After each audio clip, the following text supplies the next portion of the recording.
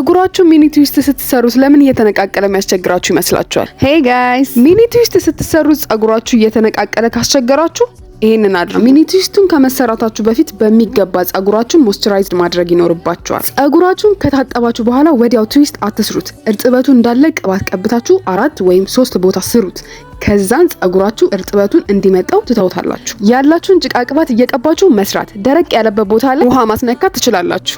ሁለተኛውና ሌላው ደግሞ ጸጉራችሁ ሚኒ ትዊስት ስትሰሩት እንዳይበጣጠስ የሚያደርገው ነገር ስትሰሩት ፕሊዝ አታጥብቁ። እጃችሁ ላላ አርጋችሁ ስሩት። ከሰራችሁት በኋላ ዝም ብላችሁ አትተውት። ልተኙ ስትሉ ሄር ቦኔታችሁን አድርጉ።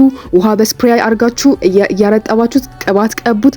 ስካልፓችሁ ወይም ቆዳችሁን ፈሳሽ ቅባት ቀቡት። እመኑኝ አይነቃቀልባችሁ። ሶስተኛ ከ2 ሳምንት እስከ 4 ሳምንት ካቆያችሁ ይበቃዋል። 2 ወር 3 ወር አታቆዩት። አራተኛ ልትፈቱ ስትሉ ሞይስቸራይዝ አርጉት። በደረቁ ስትፈቱ የመበጣጠስ እድሉ ሰፊ ነው የሚሆነው። ስለዚህ ውሃ አስነክታችሁ ቅባት ቀብታችሁ ፍቱት። በተፈጥሮ ጸጉራችን በቀን ከ50 እስከ 100 የጸጉር ዘለላዎች ይረግፋሉ።